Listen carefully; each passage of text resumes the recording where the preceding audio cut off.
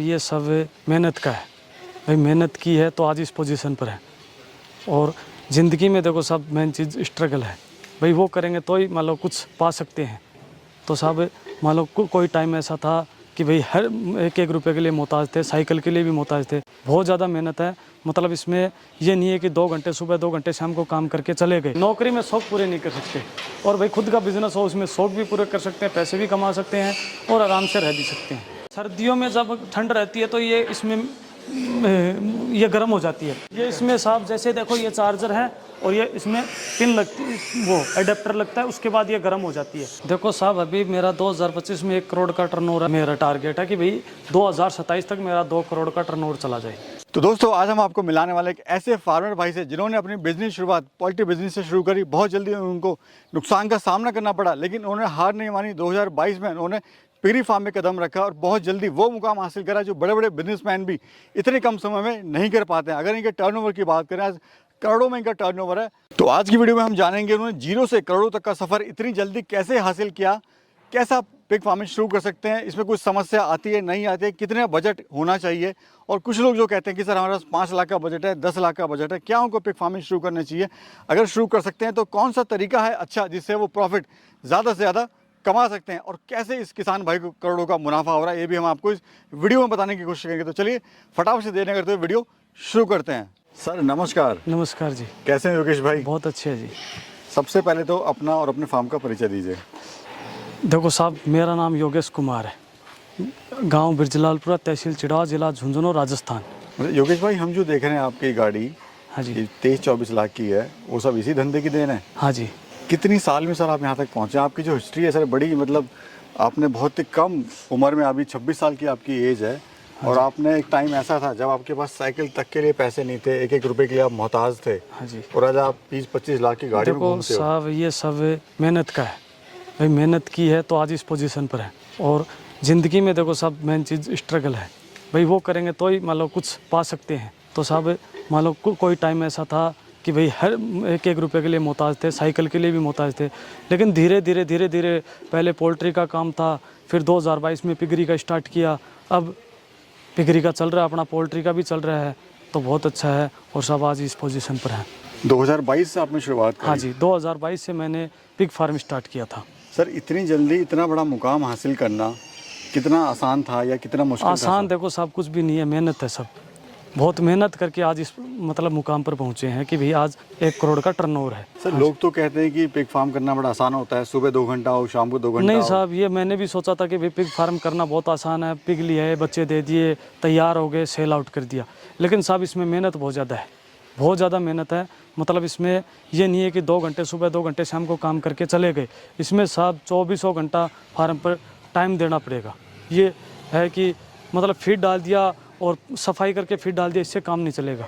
किसको मतलब क्रॉस भी करवाना है, बच्चे की कौन से बच्चे देने वाली है, ये सब मतलब बारीकी में जाना पड़ेगा। हाँ बारीकी में, बहुत मतलब गहराई में जाएंगे तो ही मान लो पिग फार्म चला सकते हैं। आइए सर चलेंगे फार्म के अंदर भी और दिखाते हैं किस तरह का आपका मैनेजमेंट है और किस तरह का आप यहाँ पर काम चल रहा है। तो सर आपको पिग फार्मिंग का ख्याल कैसे आया, या फिर आपको क्यों पिग फार्मिंग अच्छी लगी? देखो साहब मेरा जुनून था कि भाई मैं पिग फार्म एक बार करके देखूँ, और मैंने पिग फार्म करने से पहले बहुत फार्मों पे विजिट किया, देखा, और उसके बाद मैंने पिग फार्म स्टार्ट किया। तो शुरुआत में कितने एनिमल्स आपने? देखो साहब शुरुआत में मैंने 40 नग थे, जिसमें 38 मादा थी, 4 बोर थे, स्टार्ट किया था। और उसमें अपने मतलब शेड का खर्चा 25 लाख रुपए के आसपास था, और इसमें एनिमल का 40-45 लाख रुपए के पास आसपास खर्चा था। 12 महीने बाद अपना रोटेशन चालू हो गया। अभी सर हफ्ते में आप एनिमल सेल करते हैं या महीने में करते हैं? देखो साहब अपने पास जैसे डिमांड आती है उस हिसाब से सेल करते हैं। कटिंग की आती है तो कटिंग की कर देते हैं, बच्चों की आती है तो बच्चों के कर देते हैं, 50 किलो की आती है तो 50 kg के कर देते हैं। अपने ये लेके नहीं बैठते कि नहीं मेरे को तो इस मतलब रेट आएगी या वो आएगा, ऐसे करेंगे। जैसी डिमांड रहेगी वैसे ही सेल आउट करते हैं। अभी टोटल कितने एनिमल है? मेरे पास सब टोटल 600 एनिमल है। तो योगेश भाई अभी टर्नओवर कितना है आपका? साहब अपना साल का 1 करोड़ रुपए का टर्नओवर है। हाँ जी। कैसा लग रहा है सर अभी? बहुत अच्छा लग रहा है जी। मतलब इतने कम समय में, इतनी छोटी उम्र में यहाँ तक पहुँचना, ये देखो साहब भाई मेहनत करके आज इस मुकाम पर पहुँचे तो साहब बहुत अच्छा लग रहा है भाई। मेहनत करके आज 1 करोड़ का टर्नओवर है, यानी कहीं नौकरी करने से या कहीं कुछ करने से तो काफ़ी अच्छा ही है। हाँ, नौकरी में साहब वो है कि भाई फिक्स टाइम है कि भाई 9 बजे जाओ, शाम को आ जाओ, ड्यूटी है। नौकरी में शौक पूरे नहीं कर सकते, और भाई खुद का बिजनेस हो उसमें शौक भी पूरे कर सकते हैं, पैसे भी कमा सकते हैं और आराम से रह भी सकते हैं। सर हम देख रहे हैं यहाँ पे आपने काफ़ी मॉडर्न फार्म अपना बनाया हुआ है। लोग अक्सर जो हैं पुराने तरीके से करते आ रहे हैं वो चल रहा है, लेकिन आपने यहाँ पे एक मॉडर्न फार्म बनाया हुआ है, उसकी ज़रूरत क्यों पड़ी सर? इसमें साहब मॉडर्न नहीं है कि देखो, जब मादा की डिलीवरी होती है तो इसमें एक तो मृत्यु दर कम हो जाती है, एक इसमें वेट गेन अच्छा रहता है। बच्चा मतलब दूध से अलग करने में 20-25 दिन लग जाते हैं। अच्छा सर, इसमें ये क्या सिस्टम? ये इसमें साहब देखो, बच्चे के दाने का फीडर है, ये इसमें बच्चे के दाने का फीडर है। जब मादा की डिलीवरी होती है तो उसके 10-14 दिन बाद इसमें थोड़ा थोड़ा फीड डालना स्टार्ट कर देते हैं। तो वो क्या, बच्चा खाना सीख जाता है, दूध भी पीता है, फीड भी खाता रहता है। इसमें एक मतलब नीचे मतलब वो है कि फीड वेस्ट नहीं जाता, और इसमें लॉक सिस्टम है कि इधर उधर बच्चे इसको घुमाएंगे नहीं। सर इधर ये क्या सिस्टम आपने? ये साहब इसमें मान लो कि हीटिंग प्लेट है, सर्दियों में जब ठंड रहती है तो ये इसमें ये गर्म हो जाती है। जैसे मादा का टेम्परेचर रहता है वैसे इसमें बच्चे खुले खुले सोते हैं।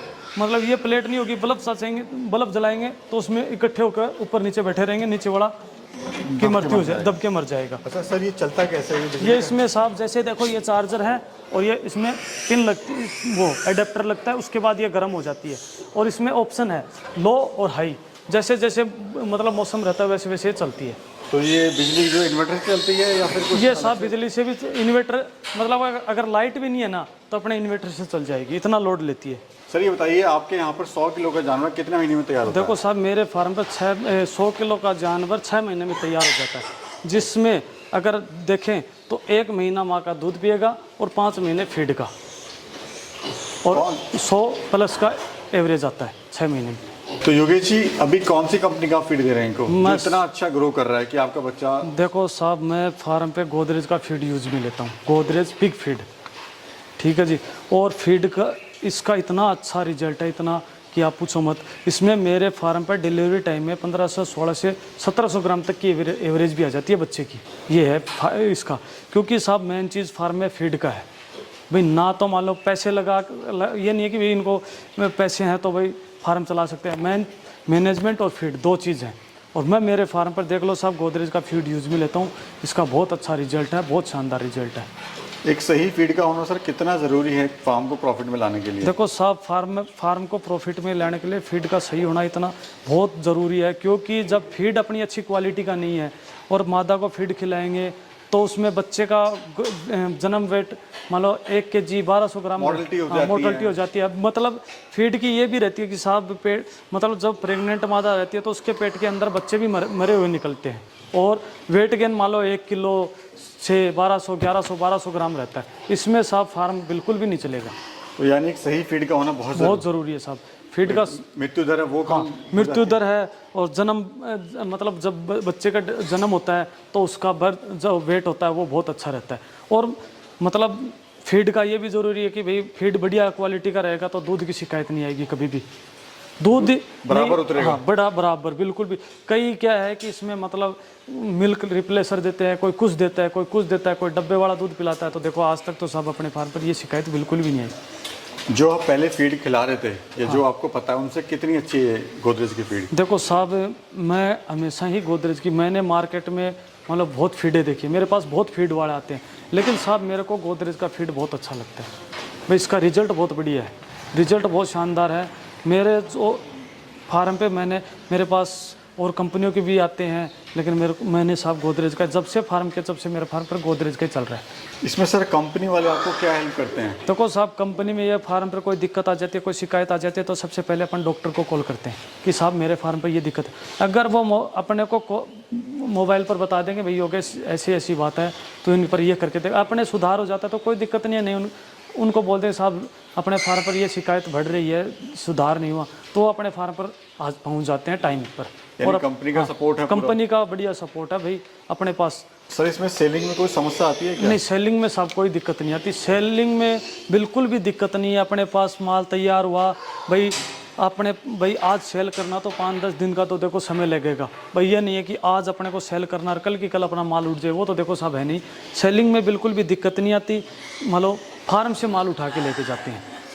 अभी सर जो पेमेंट होती है वो कैसे होती है? देखो साहब, इसमें पेमेंट कैश भी हो जाती है, खाते में भी हो जाती है। हाँ, सर आज पेमेंट की कोई मान लो इशू नहीं है इसमें। आज सर फार्मर को काफ़ी नुकसान हो रहा है। वो कहते हैं कि जी रेट बहुत कम हो गया है अभी माल का, पहले 205 था और अब जाके 150 160 में। देखो साहब, रेट का मैंने 2022 में फार्म स्टार्ट किया था तो 2023 में 120 रुपये के जी भी बेचा था।